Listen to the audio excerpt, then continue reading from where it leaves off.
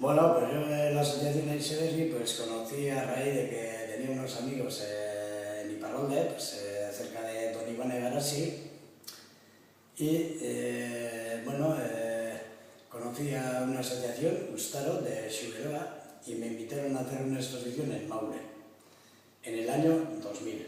Bien, pues entonces es cuando cogí contacto con la asociación Aixeberri de Isura, de Benaparra, y en el 2001 ya hice una exposición allí colectiva con más escultores, en la que cada uno ponía una escultura repartido en el pueblo. Claro, hay que saber que Isura es un pueblo pequeño y le dábamos la vuelta pues rápido, ¿no? Normalmente había pues 6, 7 escultores o así, y artistas en general.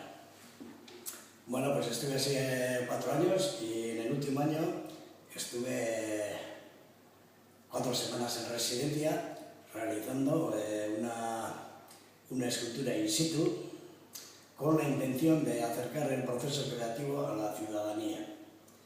De hecho, bueno, pues allí conocí a casi todos los del pueblo, con los que mantengo hoy en día una relación muy buena. Y bueno, y esto de Aixeberri me sirvió a mí también. Tenía importancia cómo en un pueblo tan pequeño era capaz de juntar a una serie de escultores y nos podíamos conocer entre nosotros. Siempre había uno de Egualde y luego había 2 o 3 de Iparralde, y bueno, era un camino para conocernos.